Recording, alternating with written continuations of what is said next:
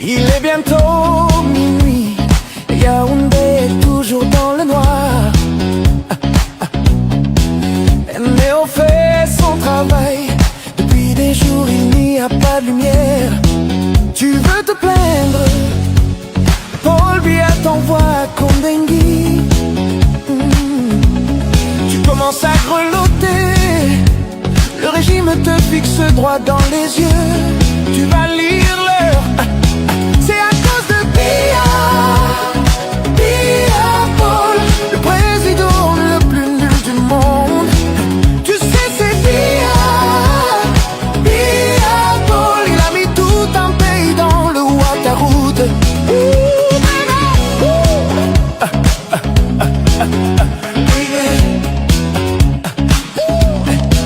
Tu vois les routes gâtées, Ganoudou Messi a mangé l'argent. Les ordinateurs, Famine Dongo a mangé des milliards. Atangandi, ouvre ses gros yeux pour nous Sissia. Ferdinand Ghogomu gouverne le pays par procuration avec Mama Chantou. C'est à cause de Biya, Biya Paul, que rien ne fonctionne au Cameroun, car on te rend dans le noir. Tu te bats pour ta vie dans ce killer thriller de l'étourdie.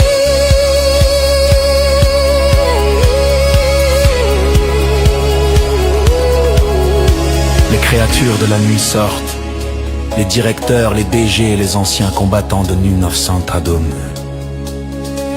Les morts vivants du système marchent en rang. Les décrets tombent comme la pluie à Douala. Aucune échappatoire. Même ton dossier de concours a disparu mystérieusement. C'est la fin de ton espoir.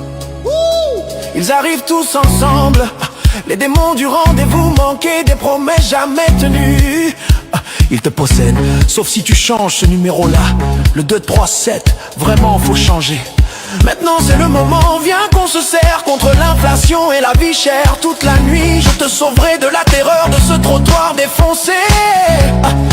Je vais te montrer que c'est Biya, Biya Night. Je peux te thriller plus que n'importe quel fantôme du RDPC. Alors laisse-moi te tenir fort et partager ce killer thriller camerounais.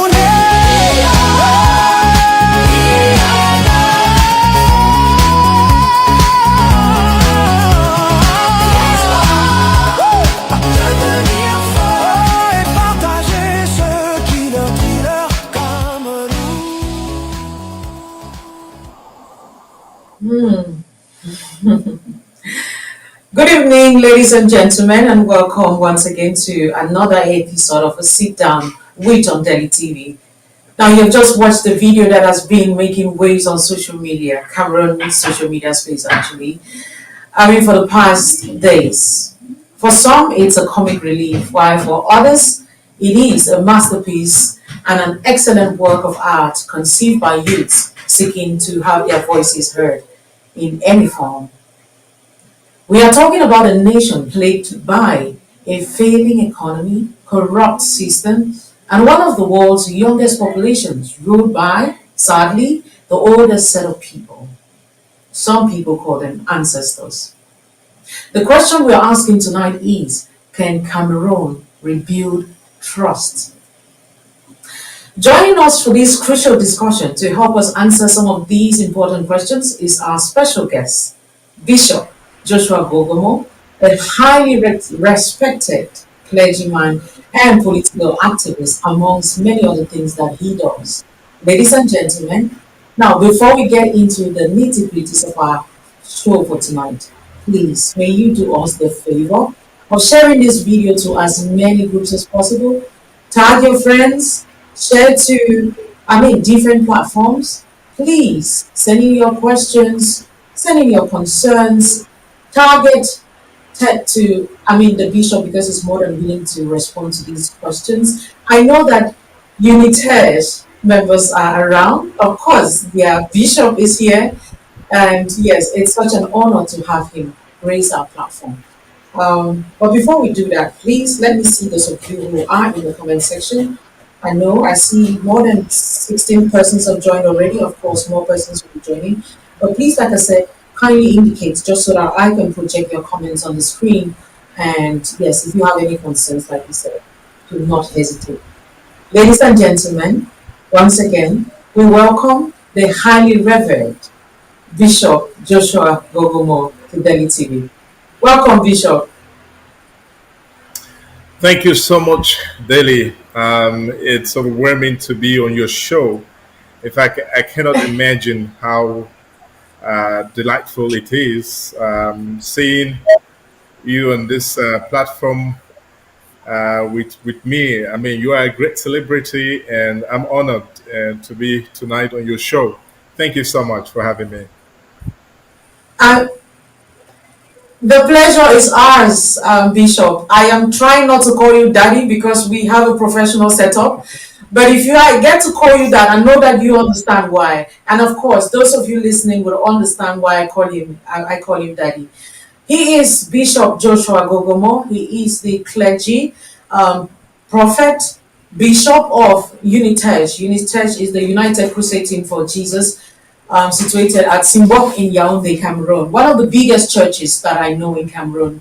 And it's made waves, done so much for the nation. We're happy that a lot of men of God nowadays are not just men of God. Unlike back in the days when, a pastor is a pastor, but now we have men of God who are interested in politics. They're not just interested in it, they actually actively participating. And you happen to be one of those people. And we will be picking your brains tonight to see what you have in store for us as far as a clergy man is concerned and a political activist is concerned. And so, my first question to you would be, what happened? For those of us who know you, we know of your ambitions, your desire to lead the nation of Cameroon. However, this year, nothing of that sort was heard. We didn't see you participate in any of these things. We thought you would be one of the main opposition candidates in Cameroon. We didn't hear you. We didn't really see you even being active. We've not heard your views around that. May we have the honor at this point to hear what happened. Why did you take the back seat if it is just you re-strategizing and all whatnot? Thank you so much. Well, that's a very powerful question. I wasn't expecting that powerful one for a start. Um, However, in fact, I have always liked to be in the background. I haven't really wanted to be at the forefront as a frontliner, um, but it's quite appealing and appalling gradually to the fact that we need a sustainable leadership. At first, I really wanted to lead from the back. That is to be an advisor, a counselor, what have you. But it's quite becoming centric now that we need a frontliner in this nation. And of course, in my own little way, I want to our lovely contribute. But it has never been so much onto me to aspire for a very big public office.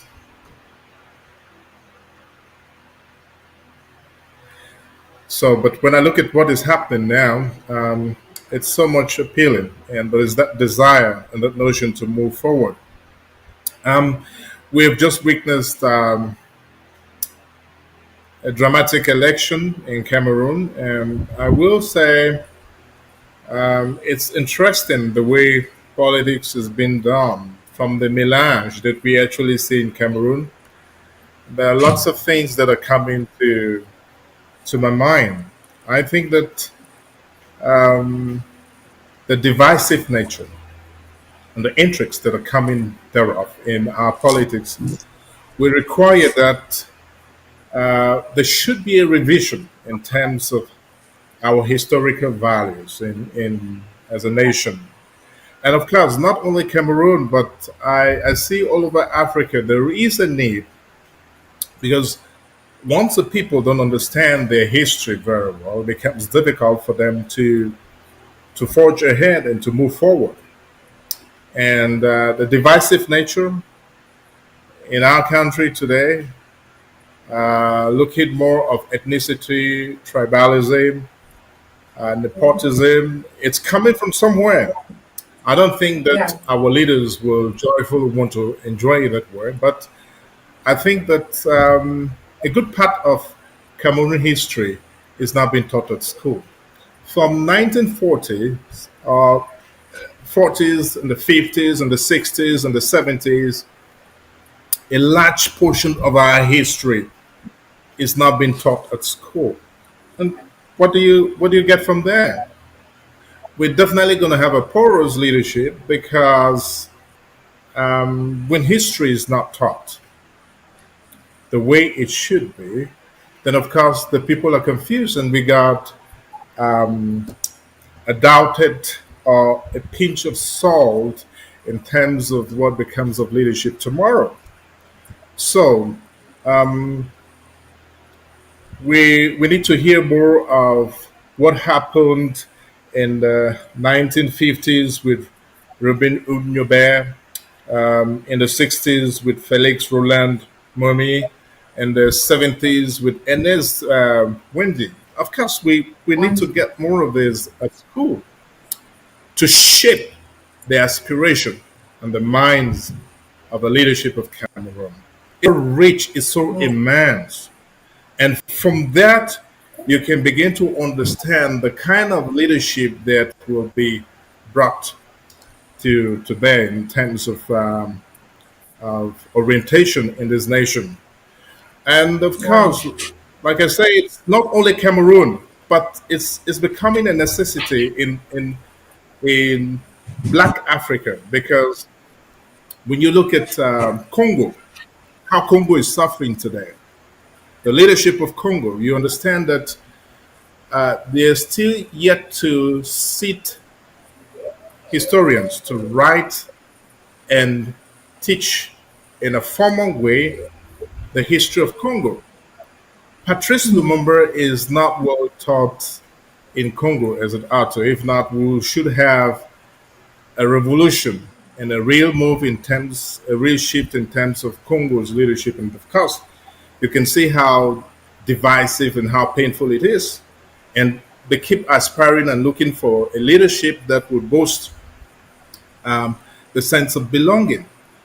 What have you in Nigeria? I mean, it's the same thing.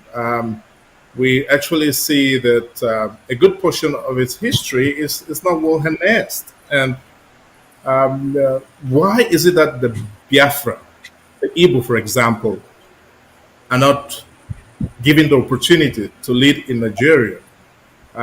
It's because history has not been taught the proper way, and there is Oh. that stigma that has been built upon. Meanwhile, if you look at the nation of Nigeria, we have witnessed the south to the north, back and forth. But if you see what is happening in Nigeria today, is appalling. I mean, it's painful to say. I'm not trying to be sarcastic about African leadership, but I'm just trying to look in terms of scholastic view the way Yeah. leadership and politics is being handled. Nigeria has all. It has raw earth. It has a lot of these mineral stuff. Look at Dubai. Dubai is just coming. I mean, it's just a few days old. I'm not exaggerating, but it's just got one part of what Nigeria has. It's just got one part of what Cameroon has, but you can't really measure up in terms of strategic leadership. Of course, what are we doing with our oil? What is Nigeria doing with its own production for all these years? But we got Dubai. They just have the oil, and you see what has been produced out of that. In South Korea, they emerging from just the seaport they had to developing technology, and human resource as a brain behind their success. But when you look at Black Africa, we got the raw earth, we got the minerals, we got the bauxites, we got gold, we got diamond. We're seated on all this. We got this climatic favorable condition Dubai does not have. But look at Dubai, where it is. And of course, that will lead me to say there is a need for Black Africa or Black scholars to sit down and write and recollect their history. It shouldn't be at the Yeah. corridors of those who manage external communication. It should be from the indigents themselves that want to tell their story and manage information for a better sense of understanding. If I'm to come back to Cameroon, not to go so wide, you actually see that, for example, the notion about Southern Cameroons today. I watched, I've watched time and again how Southern Cameroons feel quite bitter and worried about their situation. And because it has not been taught very well at school, there's a bitter notion about what is happening. But of course, that has led us to think quite otherwise and shameful about the situation in which we find ourselves.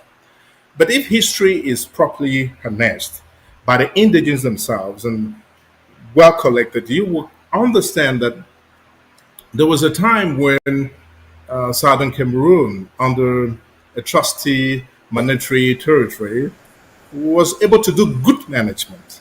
Okay, good management to the point whereby some sort of was able from its treasure give loan to Nigeria. And if you were to click on Google now to get this information I've told you, it's going to be a little bit otherwise. They will tell you the language is not explicit because Southern Cameroon was not a nation, and so it couldn't have given loan to Nigeria at one point. Yeah. However, being a trustee territory, it was good to manage itself. We all know that the British had the indirect rule policy, and in the indirect rule policy, they will allow you to administer what you have them, of course, that's what was happening. So they did a good sense of management. And when they did a good sense of management, being a trusted territory, of course, in in the international language, they would say the international world was able to give loan to Nigeria, but it came from the cover of the then southern Cameroons that was trusted territory. Now, if we were to carry this back to our history and the point of being together, I will say that a person like Foncha Muna in his days haven't thought it wise to join La République. Okay?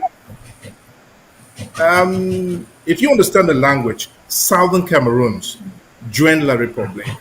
It means that we have a history. We're coming from somewhere. And it was not a mistake. I will say, if we look at it in a scholastic manner, I'm not talking about politics now, I'm talking about scholastic manner. These guys felt that it was genuine enough for us to join our brothers and to be back as one, to join our brothers and to be back as one. Now, that being said, of course, who were the actors? Foncha, Muna, Ayijo at the time.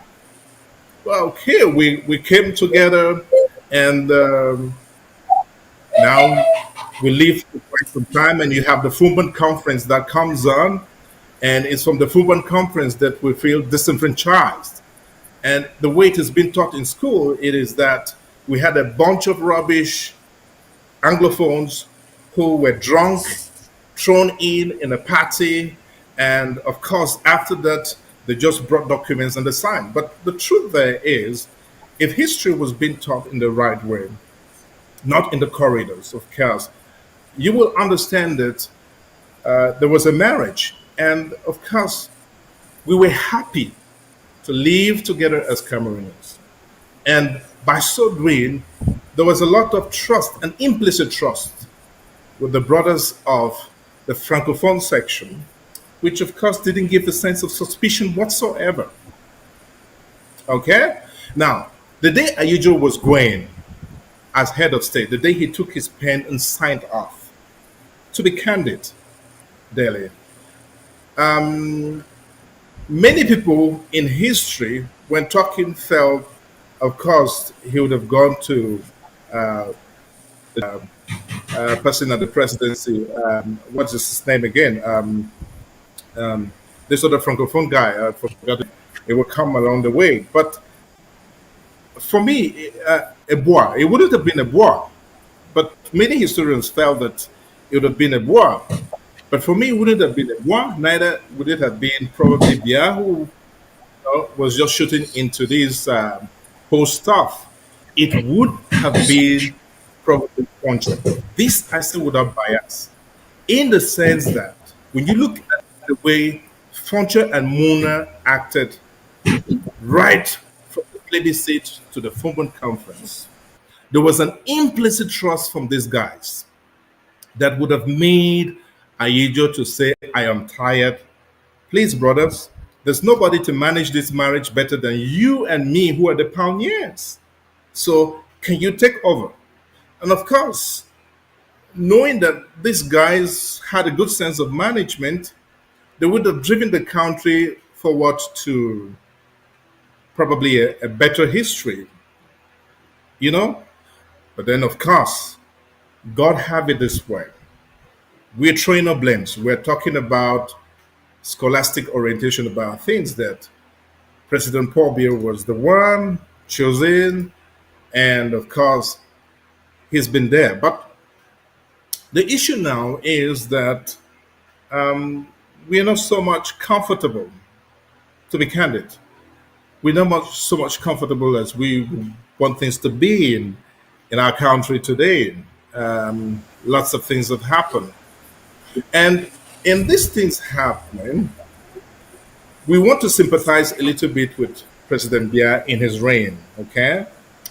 In the sense that post-colonial tendency, and we just imagine and trying to come out from the situation and trying to manage ourselves.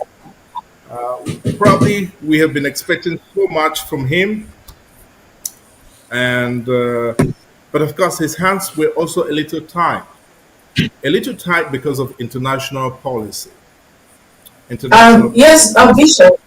Right. under I'm not. France. It has not Can been, you hear me? and that is So, can you why hear me, Bishop? all the blame cannot be pushed to Bishop, can you hear me? head of state. Can you hear me, Bishop? I can hear you. I'm sorry. I'm sorry that I had to, because at some point I thought you were not getting what I'm saying. So yeah, I do appreciate. I mean, we've had an amazing time having the history. And most Hello. importantly, you're talking. Yes, I can hear you, but it's breaking anyway. But just speak. If I can pick out something, I will get back to you. Okay. So yes, sorry, Bishop. I was just saying that yes, we have a lot to talk Yes, I about can hear you. today. Right. Sadly, we're having the glitches, but it's okay. We have a lot to talk about today, ladies and gentlemen. We're just getting into the conversation. Bishop Joshua Ghogomu is here to tell us everything that I mean, his sentiments around Cameroon's fever, what is happening in Cameroon right now, as a clergyman and a political activist. We started off with why we didn't see him as a leader up front this year, presidential elections. And of course, he's told us about being at the back and then at some point thinking of coming in front to lead. Then we've gone through leadership, being a leader. I mean, the education that is meant to be hard, that's what I picked out of it. And most importantly, the fact that we should outsource human resource more than just the natural resources we're having. And I think it's a good start. It's a good start because we have an amazing foundation he's laid as far as the education that he insists on us revamping it in our schools is concerned. We'll get into all of that. But Bishop, before we get into the bits of everything you have said, can we talk about the position of the church, the clergyman, you being a clergy and then being a political activist on the other hand, knowing fully well that a lot of people do not hold that view as to, I mean, men of God being into politics. Some people think that it's a scam, some people think it doesn't blend. What would be your views as far as this is concerned?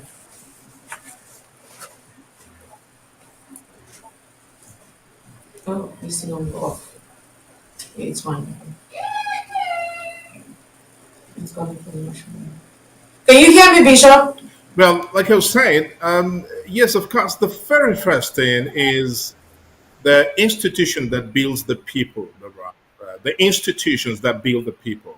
Okay, we're looking at looking at the curriculum. Our school curriculum is very vital. It's very important for us to for it to be handled. Of course, if the school curriculum can be revised and beginning with historians putting the facts together. We need a group of historians who are French speaking and English speaking sit down to properly and carefully write the history of this nation. It's surprising that we have to start from there, but that's what we need. And from there, of course, we have the real things that are being taught in school without any sense of bias, like I said.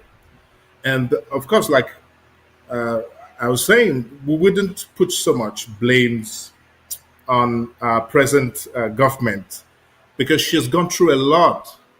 She's gone through a lot from France, and without being xenophobic about France, okay, it's about history. It's about history. You've had Macron apologize on several occasions when he has occasion to do so, and I would say that France has the best head of state whatsoever in the history of France. After Chirac, for me, without any sense of bias, is Macron. Macron is from a generation that he identifies with a youthful group, the men and women of our age. He thinks quite differently. And that's why he's given the opportunity for Cameroonians, Africans, especially black Africans, to be able to make their decision. You will agree with me that Traore and the rest today are able to talk. Um, there was a possibility for French to push back, to fight back, but she's not been able to fight back, not because she doesn't have the means to fight back. Of course, we will Right. talk about prayers, but beyond prayers is also the fact that God has gifted France with a youth that understands the plight, understands the pain of the youth. He looks at the youth, black Africa,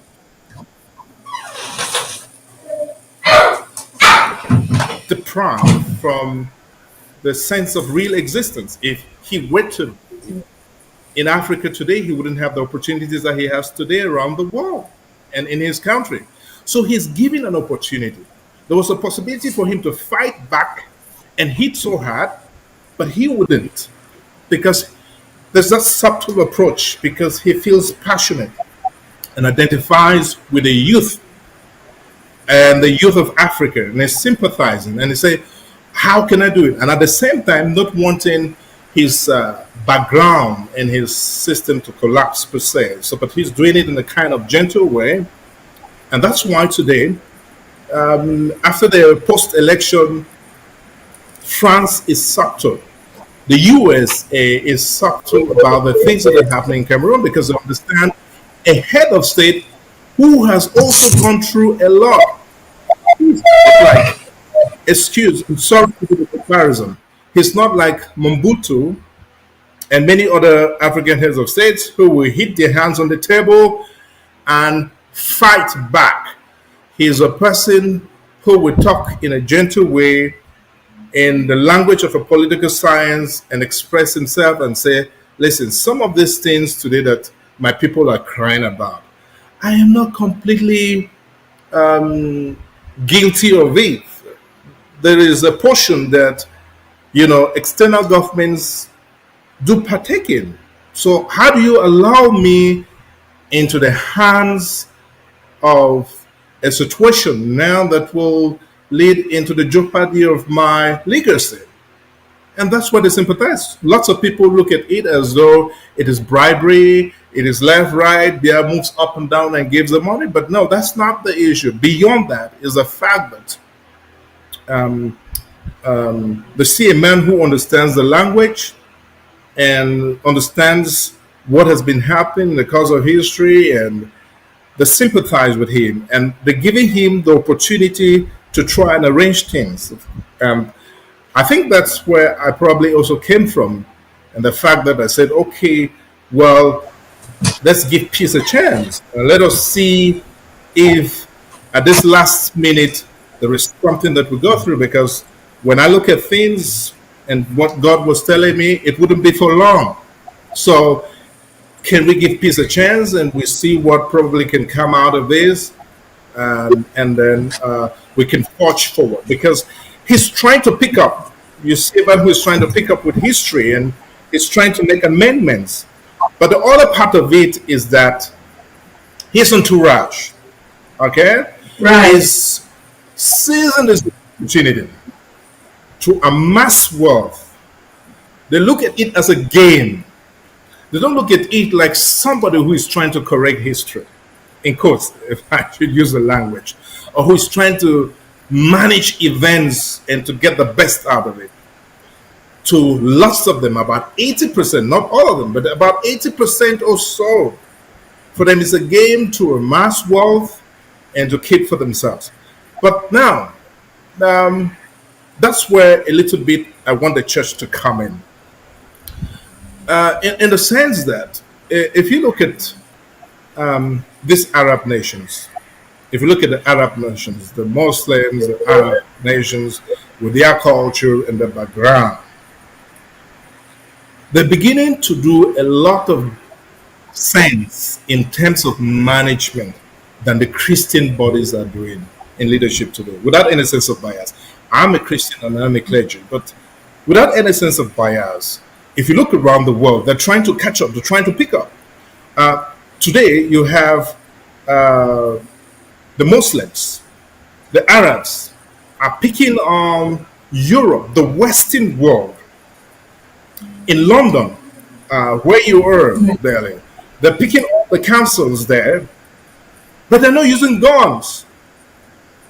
They're not using Sharia law. They're not using repressive and violent measures to do it. This is what I'm talking about, and this is where the church is missing out, and this is where the church is failing, because these guys have understood, probably from their cultural background, what it means to manage a community, regardless of, I mean, a whole nation per se. They understand, and they gradually, with in a subtle policy, they're taking over. From the book I'm currently writing, by 2040, Islam in Europe, Delhi, but they are not having any single bullets on the streets. You understand what I mean? You understand what I'm saying?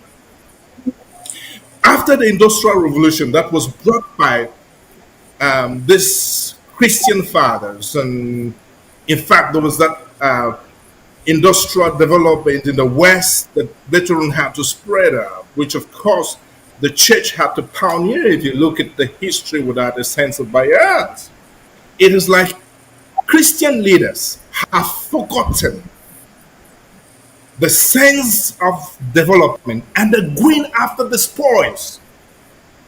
Their hearts have been hardened to the true sense of development, and they're going after amassing of wealth. They're not looking in a sense of development, and for them is to enrich themselves and not look at how to build communities.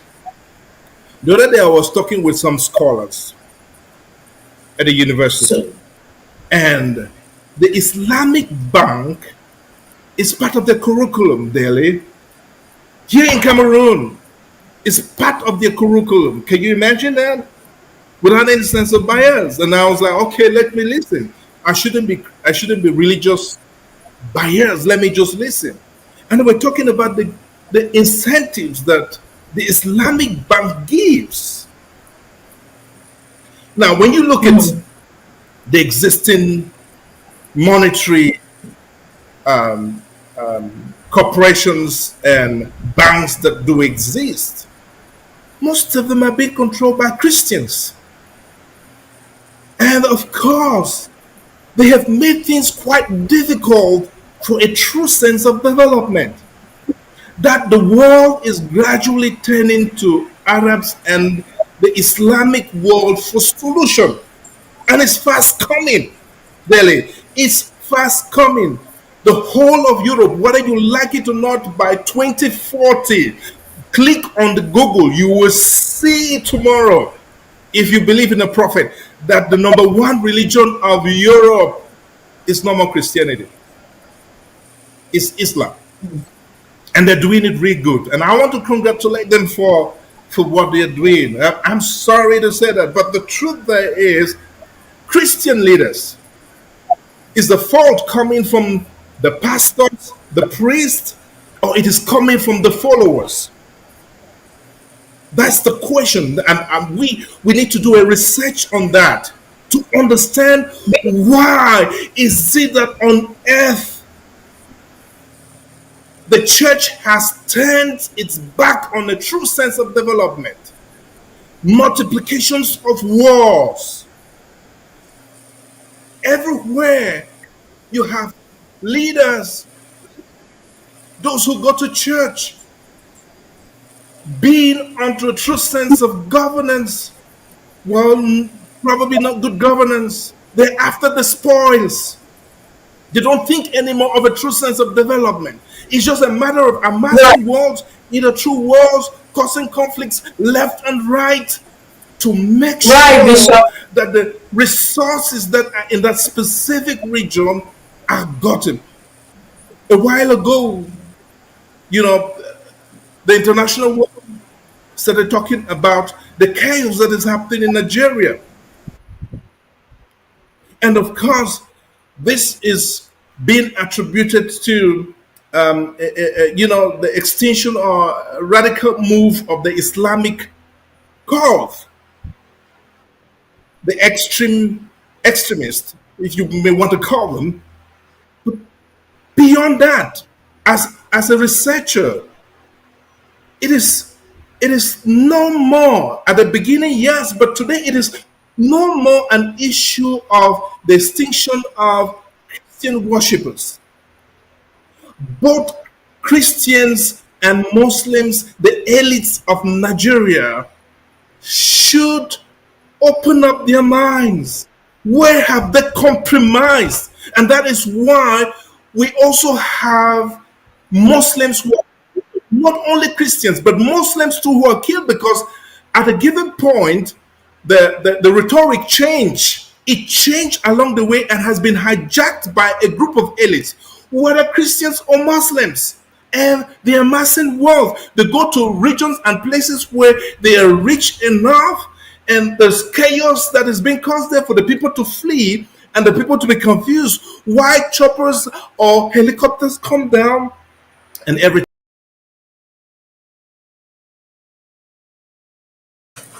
Oh my God.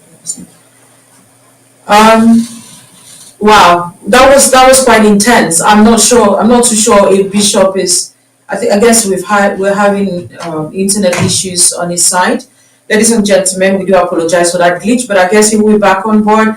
Yes, of course, Bishop is passionate about this religious aspect, maybe the failure of the Christian bodies, the clergymen, the Christian body at large, not taking part in leadership and other opportunities of development. And we hear that in the sentiments that have been expressed.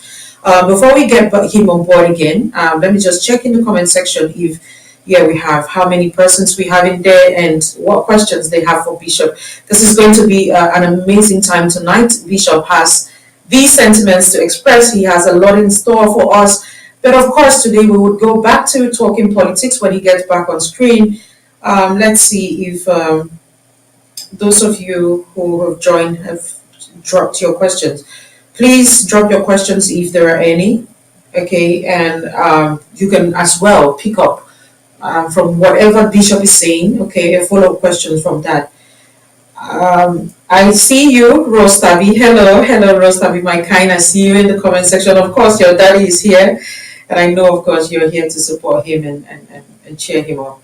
I'm not sure, producer, if he's back on board. If he's there, please, we want to get him on screen just so that we can get back on to what he was saying, and especially the political situation in Cameroon right now. Please do share this video, pump hearts, share to as many groups as possible. When we come back, we would get up close and personal with Bishop. Don't go nowhere.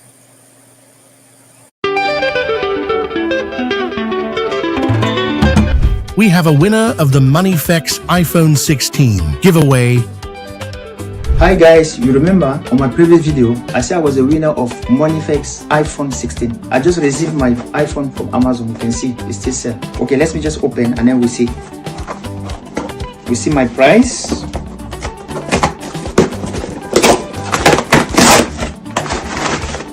There you go. This is my iPhone 16. I just want to say thank you very much to MoneyFX, and then they are the best on the market. And then where I've asked anyone, if you have money to send, just go to MoneyFX, and the service is very reliable and faster and a good exchange rate on the market. Thank you very much, MoneyFX. Let's just open and then we can see my iPhone. I'm so excited. There you go. There you go. This is my brand new iPhone. Thank you, MoneyFX. Keep doing what you're doing. Congratulations, Prince Eakin. With MoneyFX, sending money home just got faster. Enjoy top exchange rates, low fees, and transfers that land in under 10 minutes. Whether it's school fees in Cameroon, hospital bills in Nigeria, or family support in Ghana, MoneyFX makes every transfer count. MoneyFX, fast money transfer when it matters most.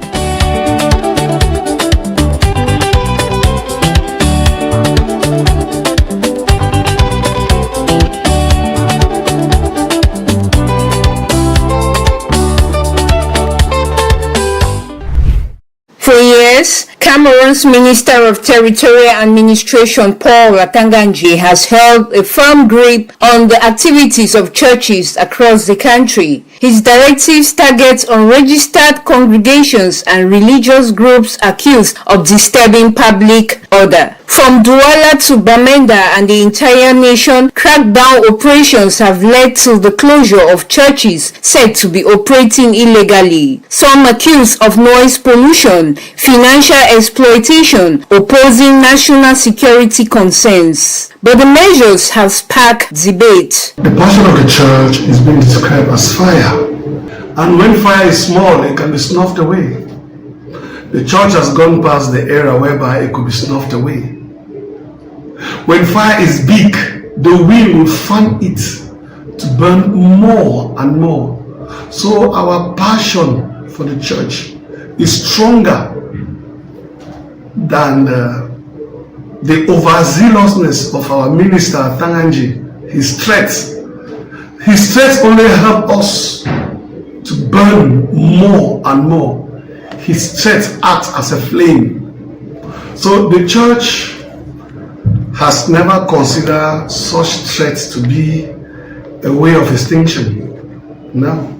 We saw these things in the Old Testament. The church flourished under pressure, and we learned that. If you look at the book of Exodus chapter 1 verse 12, the Jews were oppressed under Pharaoh. The more the oppression, the more they flourish and spread.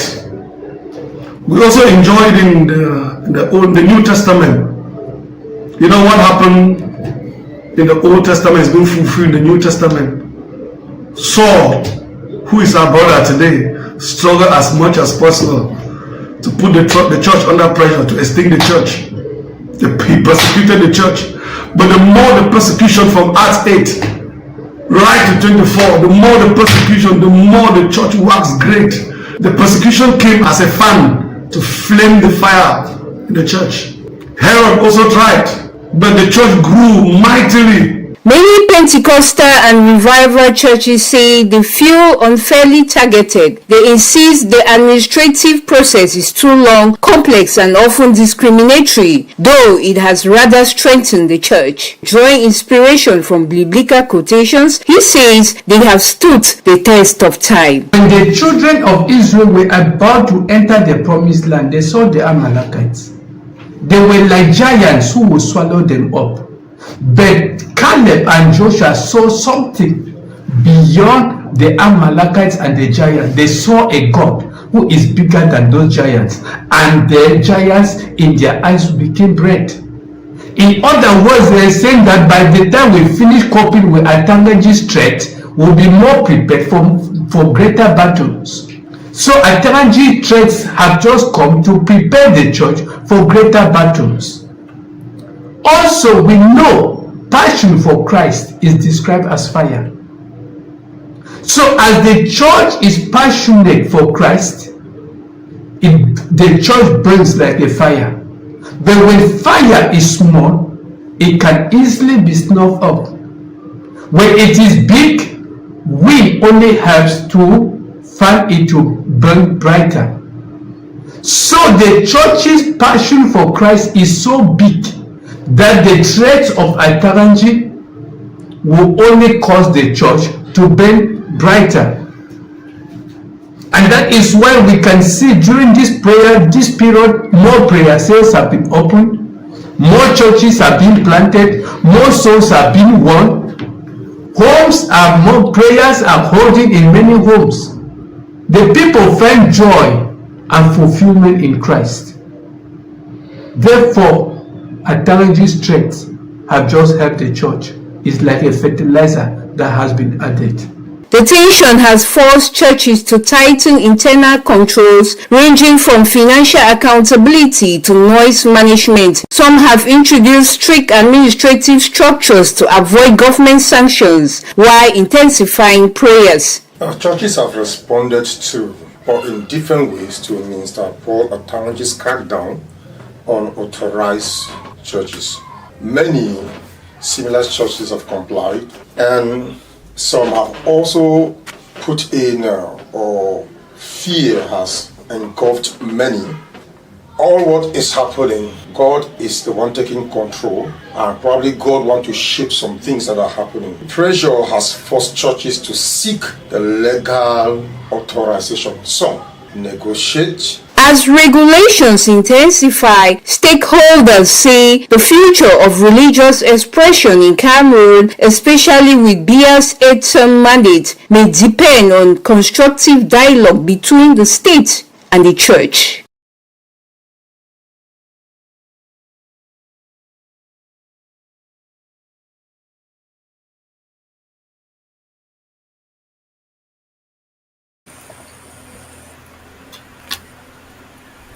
Welcome back, ladies and gentlemen. We do apologize for these technical glitches. I mean, we understand that the internet, especially back in Cameroon, can be acting up always. But here we have Bishop back on our screens. Thank you so much again for joining, Bishop. We do appreciate you. We appreciate the wealth of knowledge that you have given, the history, and the concern about the church, especially not taking space into leadership and developmental projects that could boost the economy.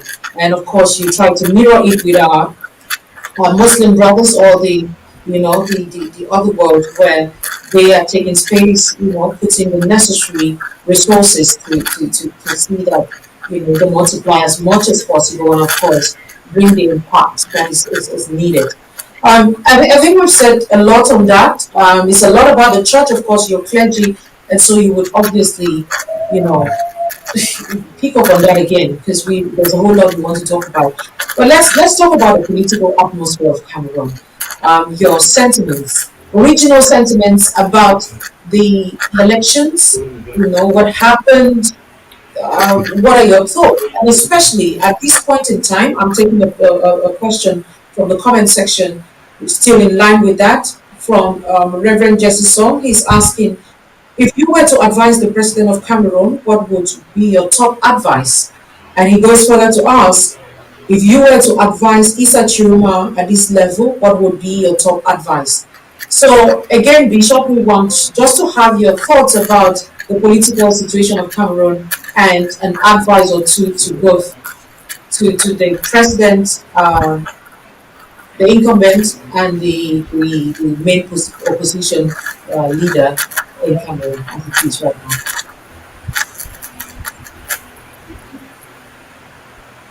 Can you hear me, Bishop?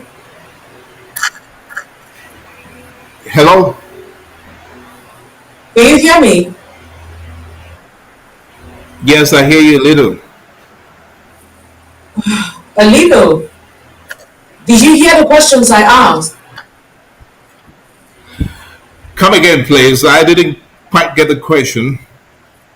Right. Can you send, maybe check your computer if the volume is up or down, just so that I'm certain. Mine, I can hear you a little. I can hear you a little. It's about network. It's about network, but can I get you a little anyway? Did you hear the question I asked? No, please, can you repeat it? Come again, please. Okay. So let's get into the political situation of Cameroon. Your sentiments about everything that has been happening, and if you were to advise the president of Cameroon as it is, what would be that one advice? And if you were to advise Issa Chiruma as well, what would you tell him?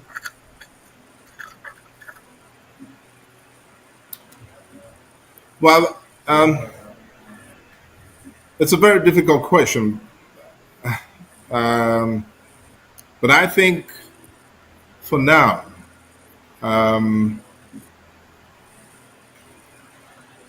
looking at the head of state's legacy, a man who is battling to catch up in terms of that, and probably giving him that chance to really catch up. I think that it will be kind enough to have the post of vice president, and about 80% of management should be entrusted into the hands of the vice president, and allow the vice president to be in charge. And while waiting for other things to unfold in terms of the head of state's legacy. And then number two, hello, can you hear me? Well, this is a cut off. Number two, give an opportunity for youths.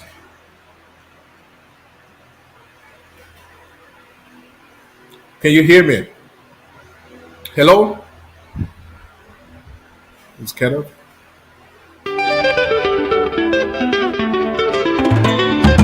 We have a winner of the Moneyfex iPhone 16 giveaway.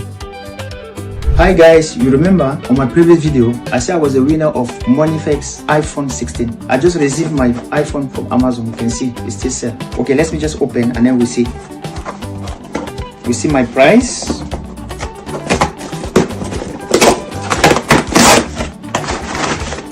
There you go. This is my iPhone 16. I just want to say thank you very much to Moneyfex, and then they are the best on the market. And then I've asked anyone, if you have money to send, just go to Moneyfex, and the service is very reliable and faster and a good exchange rate on the market. Thank you very, very much, Moneyfex. Let's just open and then we can see my iPhone. I'm so excited. There you go. There you go. This is my brand new iPhone. Thank you, Moneyfex. Keep doing what you're doing. Congratulations, Prince Eakin. With Moneyfex, sending money home just got faster. Enjoy top exchange rates, low fees, and transfers that land in under 10 minutes. Whether it's school fees in Cameroon, hospital bills in Nigeria, or family support in Ghana, MoneyFX makes every transfer count. MoneyFX, fast money transfer when it matters most.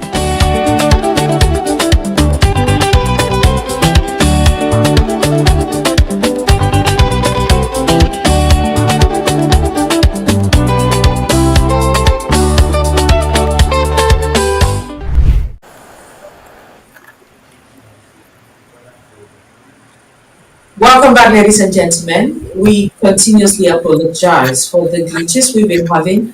Hopefully, this is the last apology we have to give, but you do understand the setup. So, once again, Bishop, welcome back to the screen. Thank you so much, ladies and gentlemen. For those of you who have stayed through up to this point, we do ask that we share this video, and please keep sending in your comments and your concerns. And of course, Bishop is more than willing to respond to all of them. Before we took this on break, we were talking to Bishop, and he was on about the situation in Cameroon, political situation in Cameroon, and he was asked to advise the president. He did talk about a position of a vice president, and he went on to talk about giving opportunity to the youth before we had the glitch.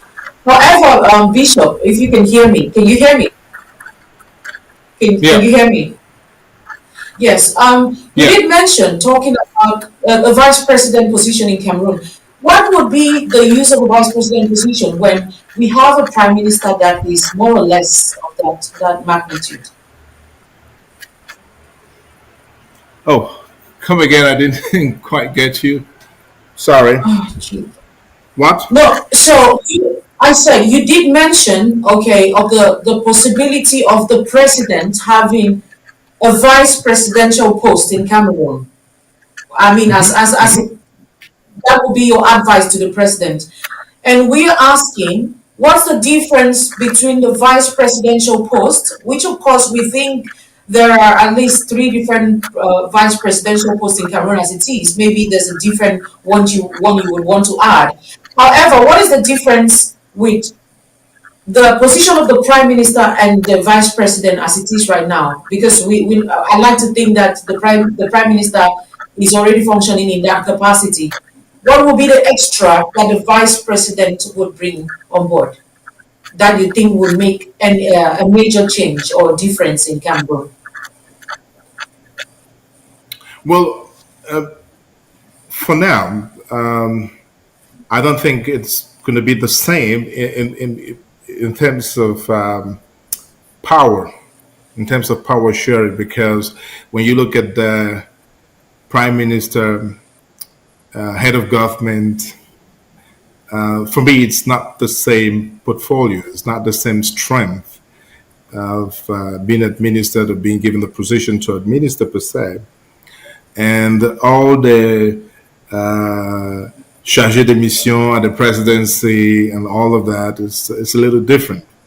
Now, take all of that away, do a little reform, and let us have the post of a vice president. And then, of course, we'll give him the possibility. He should be empowered to make major decisions, be it in terms of institutional reforms, and all of that. An opposition leader who is given that opportunity can do it in a much better way, and of course come to assist the head of state to make certain solid decisions, because like I said, it's now based on political gimmicks in the sense that the ministers he appoints, many of them don't want to work. Number two, many of them who want to work don't have the opportunity to work because the system is porous. So if the post of a vice president comes in and he's given that opportunity, that largeur of expression that does not yet exist, okay, he will be able to carry forth major reforms, institutional reforms along the way that will boost the image even of the head of state in his last days. I will assure you, without any sense of fear. Of course, it is true that, like we say, bite the bullet. It will be unpleasant to hear to so many people in their ears to hear that Bia is still there at the at the sorry to say that, but of course, there is so much that he has carried along the way that he's looking for ways and means to land. He wants to land, and I can see a man who is struggling to land. But now, the politicians who are around him, okay, that he appoints, just using as an opportunity, okay, and they're not looking at it as a means to shape, drive real policies ahead and to work out things. So why not give this to the hands of the opposition while you enjoy the seat of the head of state? I mean, I don't want to move further to say certain things because we have to be sometimes respectful about image per se. But of course, give him the opportunity to do as much as will be done, that leisure of expression.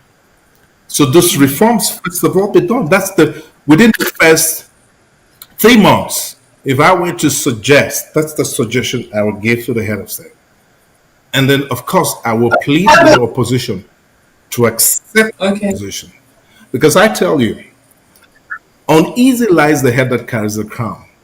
We want the change, okay? But if the mechanisms, the international mechanisms are not put in place for a true sense of change, mark you, we're not going to have any solid result, okay? And what will be the result I there?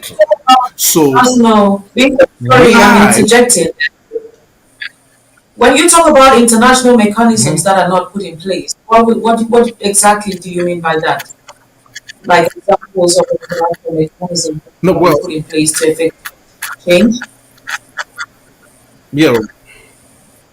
Well, if you look, like I said, in international politics, I mean, those who do political science in Cameroon and history and all of that, a lot of things have been pulled out of a curriculum, which of course makes us to suffer around the world. And that's why I'm saying we're yet to have a group of Anglophone and Francophone historians sit down to recollect and remanage past events, okay? So that lots of things can be talked without any sense of bias, neither being xenophobic about the West or, being otherwise in terms of people's legacy. But putting things in a way that will enable the future burge out, that emerge we're looking for and forge ahead in a real sense of view. We have to start with historians. That's what I mean to say. There's a lot we can hide from it. We have seen Macron. Macron is the first French president. That's why I admire Macron so much. He's the first French president that moves around and say, "I am sorry," even though Africans may be asking for compensation and we are not there for words. We are there for this or that. But it started somewhere. It must start somewhere. Macron Right. is a youth like the youth of Africa, and he's understanding the plan and the way forward, and he's trying to forge. And of course, we definitely have to catch up.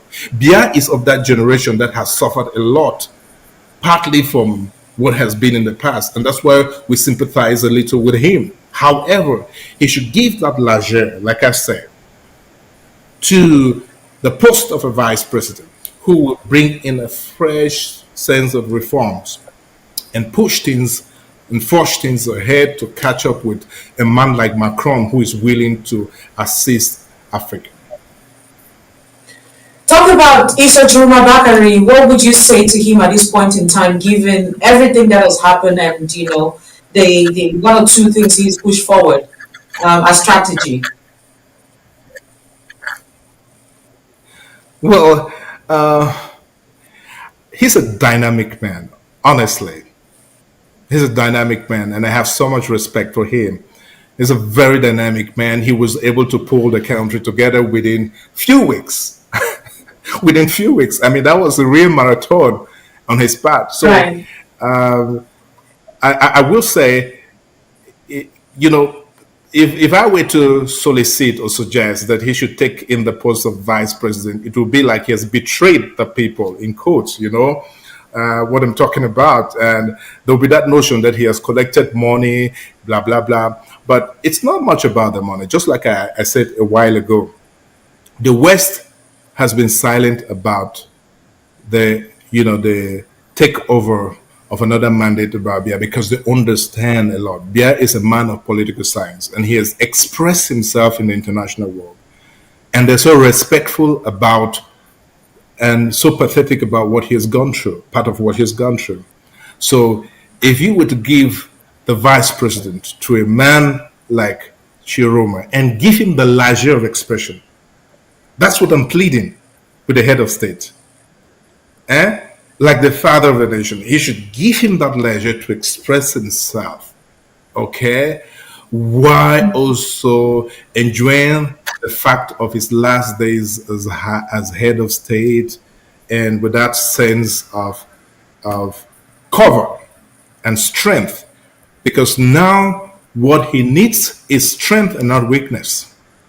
But a lot of the politicians around that he's appointing are becoming more of a weakness than a strength to him.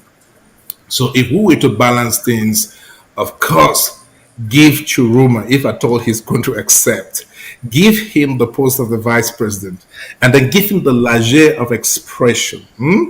Give him that pen, give him that paper, give him that voice, to be able to carry forth the necessary reforms for a transition that is supposed to take place while respecting the legacy of Paul Biya. Yeah. I mean, hopefully that comes to pass. I mean, how far feasible that is, we're not sure, and it's highly debatable. However, those are your views and your advice, and I'm hoping that it comes to pass. Let's talk about the youths, Bishop. We've had a lot because of the euphoria surrounding everything that has happened in Cameroon, voter apathy, the youth's discouragement regarding taking up space in Cameroon, leadership positions, and all whatnot. What would you advise, especially the youths right now, to do and is to get back their feet on the ground in terms of the position that the youths are meant to be handling? So yes, I'm saying, what would be your advice to the youth as it is, given that they have been discouraged for such a long time because of the regime? Well, sorry to say that, but my advice will go back to the head of state, not to the youths. No, The we lead. want you to talk to the youth because they're already so discouraged as it is right now. So if you're talking to the head of They're state, in a you just deadlock. The youth are in a deadlock. The diaspora is on a deadlock. The youths are on a deadlock. I mean, it's a push comes to shove, is what we say in English, and it's quite a difficult time. And of course, we're looking forward to that transitional tendency. So, but then everything, I mean, 80% of it lies in the hands of the head of state. I want him to reflect as a father. In as much as we the youths want to be respectful about his legacy, he shouldn't, strangle. He shouldn't strangle. He shouldn't strangle. I'm pleading with him. He's on a deadlock. He shouldn't strangle the youths. Okay? He should give that opportunity to the youths to express themselves. To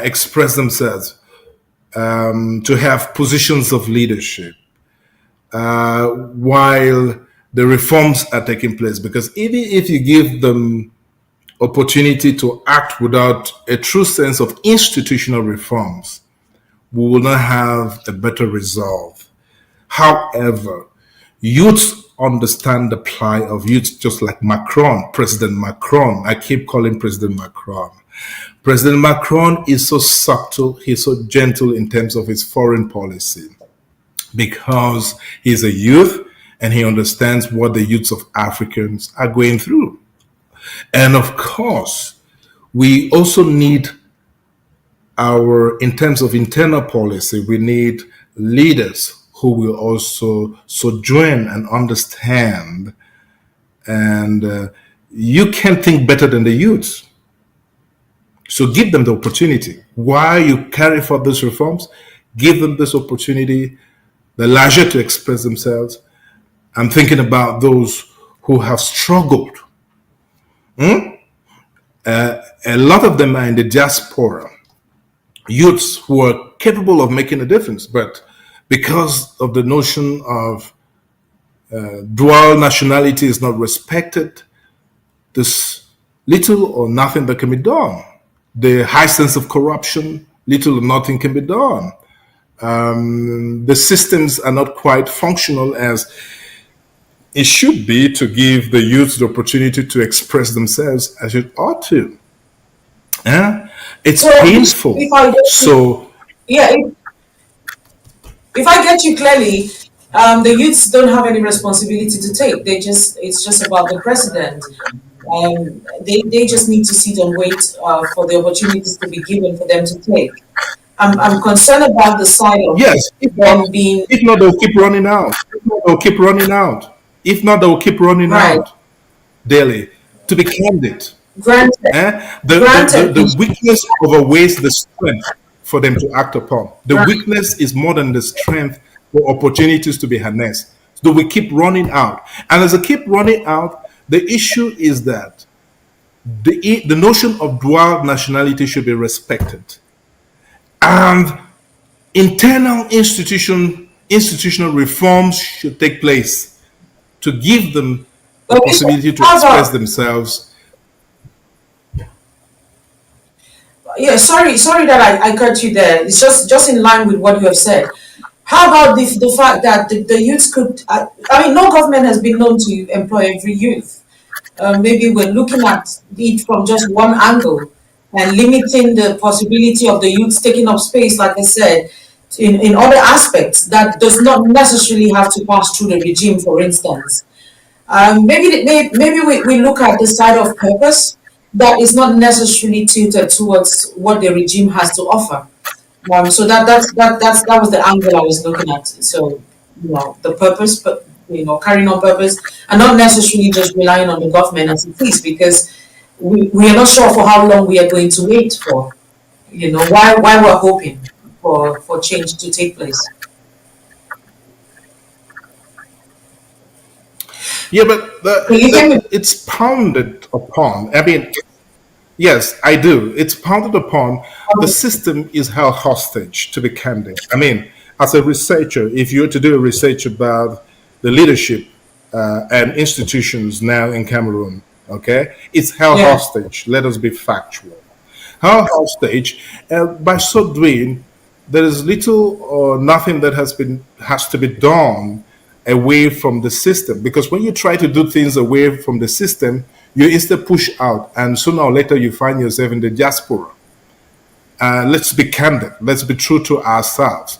So, to unleash the system that will work, okay, 80% has to be done by the government and with the government and for the government. And of course, those reforms, those institutional reforms for good governance has to start right away. Because even if you were to take a 20-year-old youth and put him a minister today with the present system, you will cry for his legacy. Let's be factual. That is why I'm saying systems of reforms wouldn't look the same way everywhere, the same way, okay? We need to study our environment and deploy the mechanisms the maneuvering that can assist in it all. Biya wants that they should respect his legacy, and we hold to that pledge. On the other hand, can the opposition accept the post of the vice president? Yes, of course. If 80% of the power will be given to the post of the vice president only for the period of transitional development or transition per se, 80% is given. And let that individual start to take upon institutional reforms. And now when you take a 20-year-old person, like in the time of Philemon Yang, who became a minister in his 20s, then of course you enjoy the privileges of the benefits. But when you are into a system that is trapped, 80% is full of hypocrisy. I'm just being a scientist daily. I am not trying to be sarcastic. Okay? I'm sorry about that.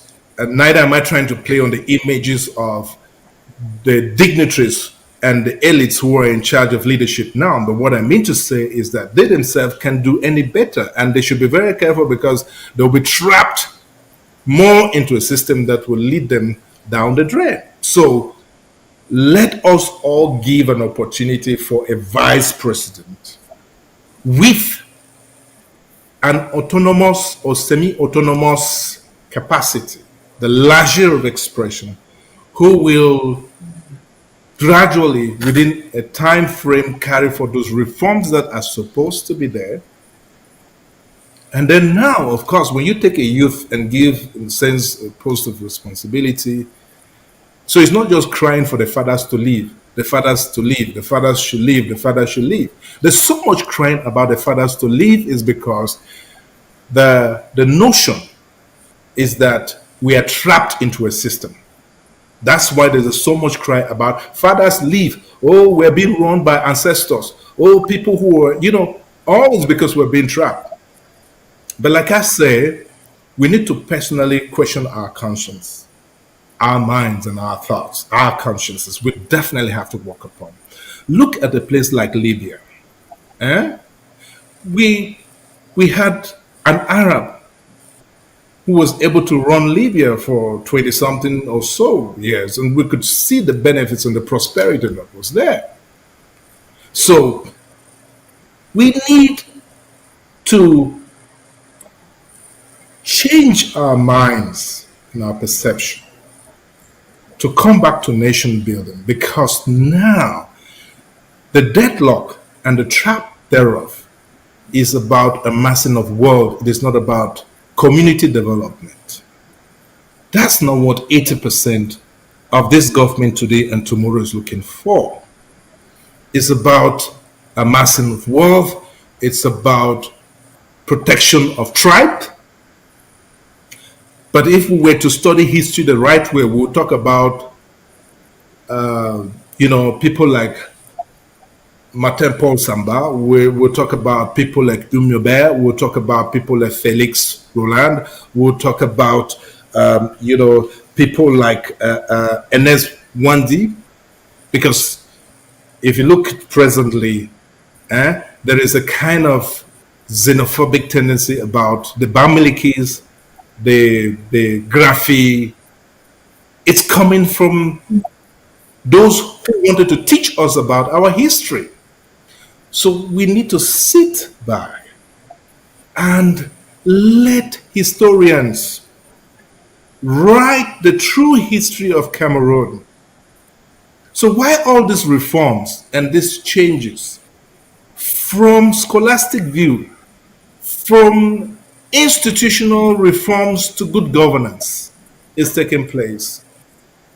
I think that the post of a vice president should be given to an opposition, and then with a leisure of 80% of expression to carry for the necessary reforms that are needed, so that the youths, do you know the average age of African youths, black Africans, it's 19. 19. So the opportunity is there. There is that vibrant tendency, and there is that tenacity and the zeal. That is the future of Africa tomorrow. It's amazing how much we are blessed and endowed with such a force. But till this niche is broken, this deadlock is shattered, it will be very difficult. We're going to find most finding refuge in the diaspora. It doesn't matter how they land there or what they are doing there.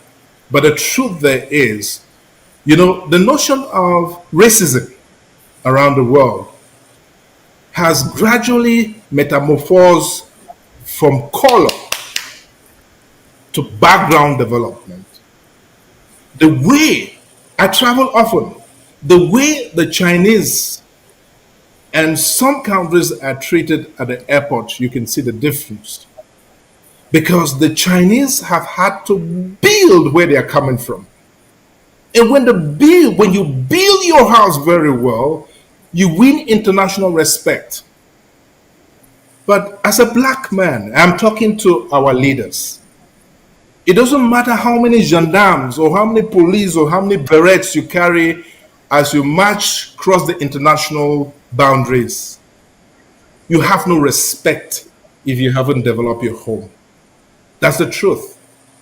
And most of the issue in terms of racism, your average citizens, okay, face it more. They are not respected in the streets of Europe as much as they should be. They're not respected in the streets of America as much as they should be.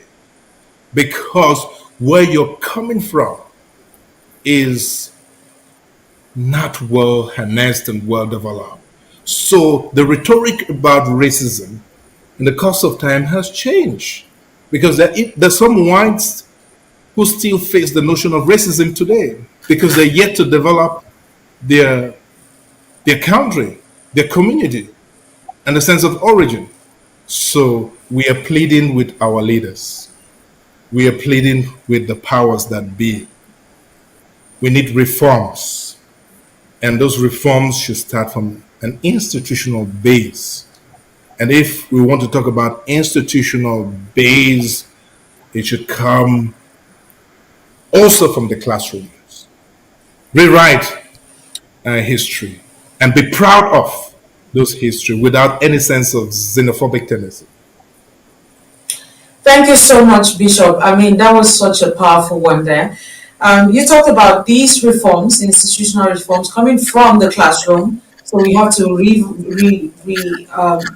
revisit our history, bring it back to schools and teach our children, teach us again.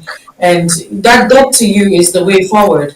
Let's get back into the church. What would you say at this point in time? I know you've talked about a lot regarding the church. You've expressed your grievances as far as Christians are concerned, taking up space, taking up positions to develop the nation and the world. What again, coming back to that question, would you give as a blueprint for Christians, clergymen around the world, and especially Cameroonians, as the way forward regarding developmental issues in Cameroon and just a general well-being of the nation? What role would you say that Christians should play in shaping the destiny of Cameroon? Well, whenever I finished theology, this is what comes to my mind. Okay? If you are a Bible scholar, there's one thing you have to add to knowledge, which is the fear of the Lord is the beginning of wisdom. If you study theology and the fear of the Lord is not the motor that drives you, you will have knowledge without power, without transformation. Number two, blessed is the nation whose God is the Lord. When you look at yourself today, as a church and as a people? Will you be happy to say that if Jesus were to sit in front of you, the decisions you're taking today will be the decisions that Jesus would take? You have to ask yourself that question. If Jesus were to sit with me on this chair as a Christian head of state, as a Christian minister, am I sure that the decisions and the policies I'm driving across or the method of operandi is the same decision that Jesus will take? And we have to quietly pray and prayerfully make those decisions. It's very important because I am afraid the Arab world is taking all over the entire world. This time, not with jihad. This time, not with bullets, but with a simple sense of community drive and development. London, all is full of Arabs. London's leadership, they're invading America. And of course, you can get it from the rhetoric that is coming from Western leaders. Our civilization is being shattered. That's the notion of their civilization being shattered because they see themselves from Jew-Christian background, which of course is no longer holding grounds as it ought to. But we have an alarming growth of Islamic growth per se. So, what reforms can we have as a church? Most of the leaders are seated in our churches. What reforms can we have as a church? Do we need to sit down and fast and pray? I don't know. Do we need to change Christian doctrine? Or is it that we have to return to where we might have fallen in terms of Christian doctrine? For we all have sinned and fallen short of the glory of God, the Bible says. This, we all have sinned in one way or the other. We have all sinned, and we have to go to a phase of repentance. You can't tell me that Muammar Gaddafi, in the 20-something years that he governed his nation, was able to drive so much with just one sector in a way that he was able to give loan abroad and help other governments and sustain other systems. And we have oil, we have gold, we have diamond, we have raw earth, and we are Christians. Yet the rate of poverty is alarming. Every day it's increasing, it's growing. It means that there is a problem with Christian doctrine. Or if at all, the problem is not with Christian doctrine, it is with those who manage it. So as scholars, let us try to understand where the weakness is and draw and recollect ourselves to put forth what it takes so that this Jesus industry, the ply, the vision of Christ should grow once more as it ought to be, Dwelly. I am sorry to say that. I am responsible, the Christian. And we all have sinned and fallen short of the glory of God. We need to repent. And with the fear of God, we can carry forth a genuine sense of repentance daily. As I say this, there are lots of families that have not eaten today. As I say this, there are so many people who died yesterday because of bullets. As I say this, there are so many homes that don't know where the next meal will come from. If I'm laughing, it's out of courage. It's out of a cheerful heart because we can always develop opportunities from challenges. As a leader, I should always look at opportunities and not challenges.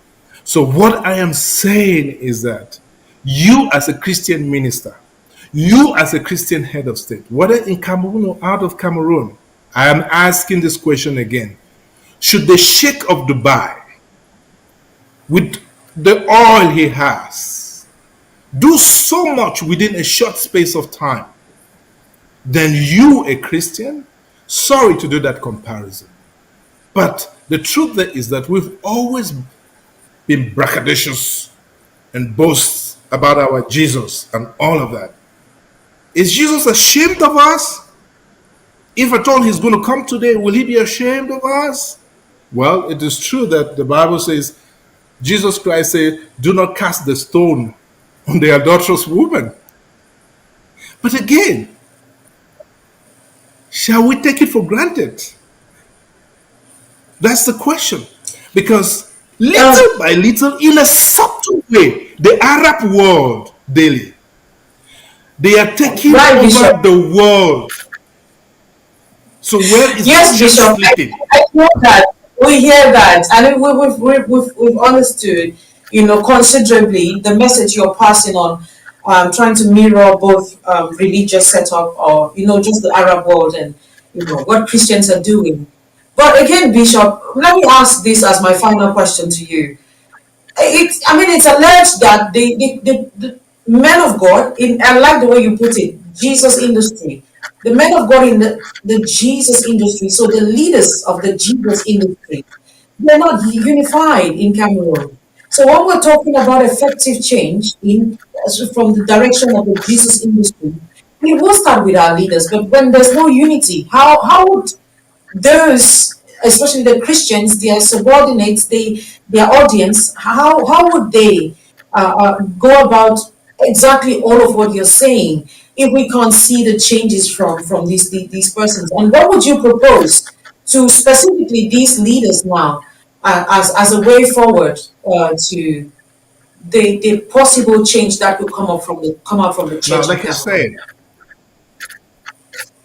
yes, like I have said, Daily, I don't want to sound too spiritual because there are some issues that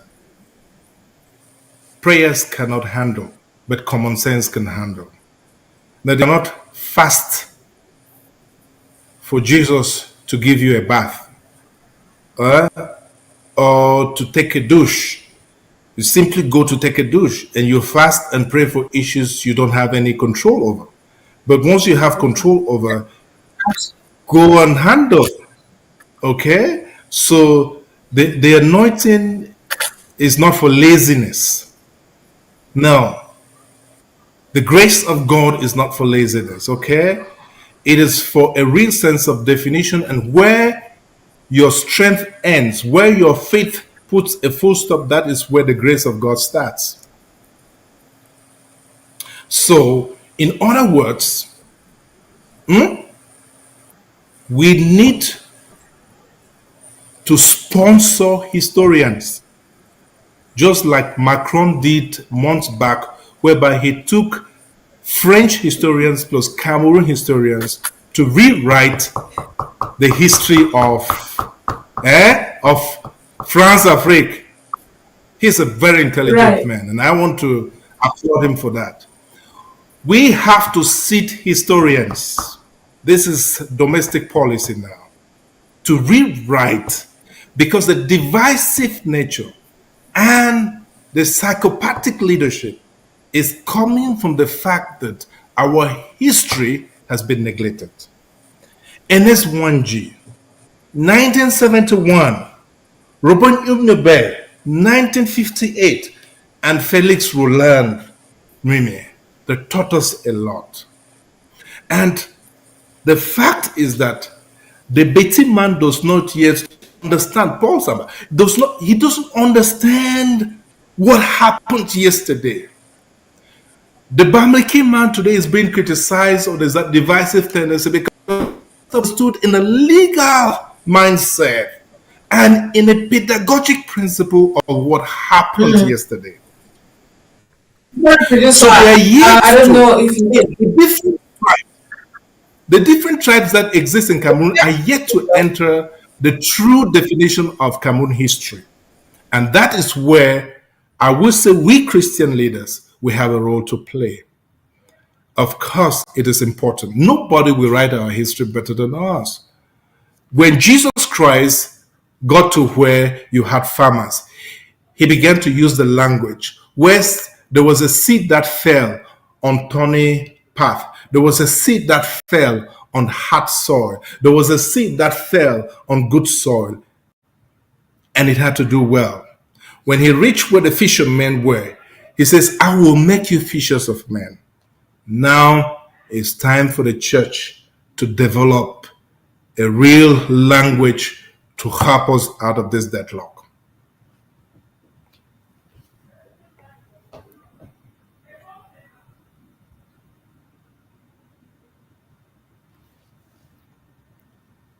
I have to reconnect.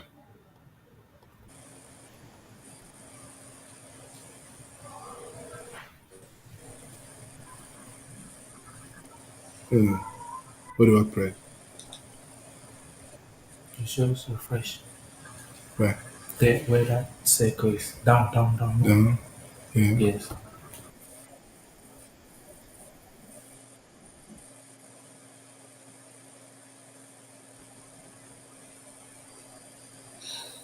Yes. So can you hear me now?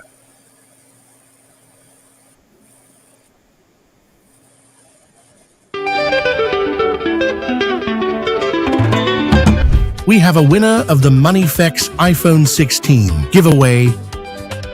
Hi guys, you remember on my previous video, I said I was a winner of MoneyFX iPhone 16. I just received my iPhone from Amazon. You can see it's still sell. Okay, let me just open and then we see. We see my price.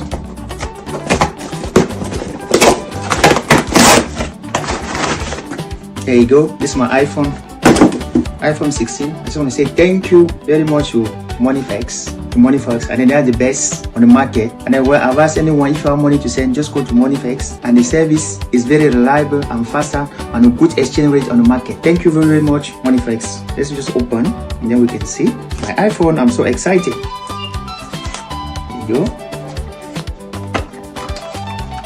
There you go. This is my brand new iPhone. Thank you, MoneyFX. Keep doing what you're doing. Congratulations, Prince Eakin. With MoneyFX, sending money home just got faster. Enjoy top exchange rates, low fees, and transfers that land in under 10 minutes. Whether it's school fees in Cameroon, hospital bills in Nigeria, or family support in Ghana, MoneyFX makes every transfer count. MoneyFX, fast money transfer when it matters most.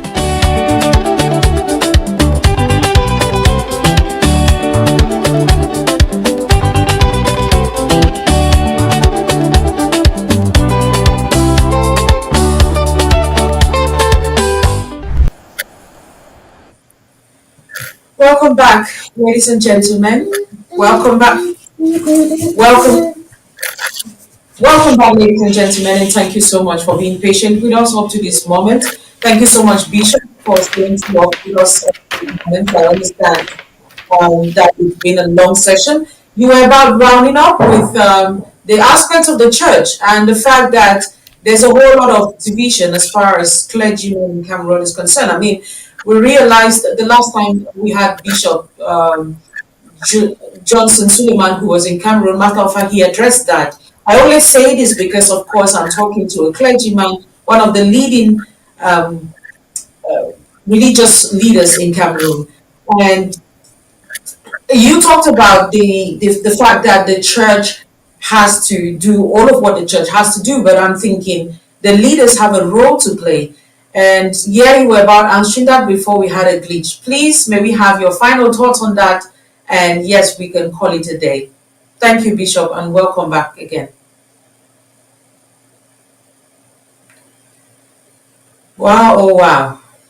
Wow. In Cameroon, the church is more than a place of worship. It is a moral compass, especially in politically tense moments during election seasons. That role becomes even more pronounced. Before and oftentimes after elections, Catholic bishops traditionally release pastoral letters urging transparency, peaceful participation, and respect for democratic principles. Protestant leaders often echo the same calls. Many church bodies, or let's say especially the Catholic Church, played a stabilized role during selection. The church did participate well. The church over the years has been waiting on God for a change in this nation. If you consider in history, in 1982, Cameroon sent help to Korea, South Korea. But where is Cameroon compared to South Korea?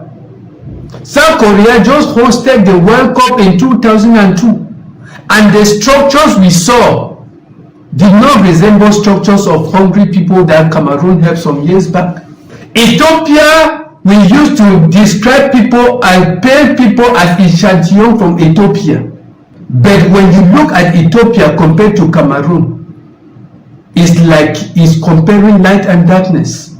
Why? Because while others are advancing, Cameroon is rather regressing. But as ballots are counted and tensions rise, the church is thrust into mediation, calming anxieties and discouraging violence, especially in hotspots where results are contested, as the church longs for change in the political climate of Cameroon. Yet, this outspoken role often puts the clergy in uncomfortable positions. Their statements are sometimes interpreted as political and confrontational, drawing subtle pressure from the state. Even at that, according to these men of God, they still go extra miles to encourage Christians to vote for change. People have been trusting God for a change, and the church is not left out. A change in the system of government, a change in the spiritual atmosphere, a change in the political atmosphere, a change in the economy of the nation. And so the church prepared her members for such a change. The members have been waiting on God for a spiritual change, which is a catalyst for all this. But then, waiting on God without action is not enough. That is why the Christian went out and voted massively for the change they have been asking God for. For many Christians, the church guidance is a lifeline during uncertain elections as they are encouraged. As this man of God shares their moves before, during, and post-elections. The church voted for change and the church did not say. The church made the majority of voters. The only challenge that some of us had in the Northwest and Southwest is that we never had that full liberty to vote. To a fraction, not up to 10%. But the fraction that voted they voted for change. Now, even after the election, we keep talking about change. I realize that Cameroonians are also hungry for change. And I hear people talking about change. People have gone past the era of fear every day. Gone past that level. Now, Cameroonians and the church were like a child, and the father said, "My friend, come on, sit down." And then the child said, "Daddy, you say I should sit. But in my heart, I am standing." The church is standing. Cameroonians are standing. The change that Cameroonians are looking for is like a child thirsty for water. And when a child is thirsty for water, the mother cannot sleep but to give water for that child until the thirst is quenched. The child can never stop crying. And after the election, with the proclamation of results and swearing in of a new president, with this time around still President Paul Biya in an 8th-term mandate, though some Christians who were clamoring for political change in Cameroon became disappointed and sad, the clergies play a role. Most churches, even me in particular as a pastor, I was also preaching it in church and telling people to go out for vote, respect the rules and regulations put in place by the state, and also everybody should take measures. So after election, we have been hearing things of what has been happening. But with us, the church, what we need to do is to preach peace. We are not to fight the government. The Bible said we as pastors, as Christians, should respect the authorities. As Cameroon continues to navigate complex political landscapes, meanwhile staying optimistic for change, the role of the church remains vital, balancing hope, truth, and diplomacy.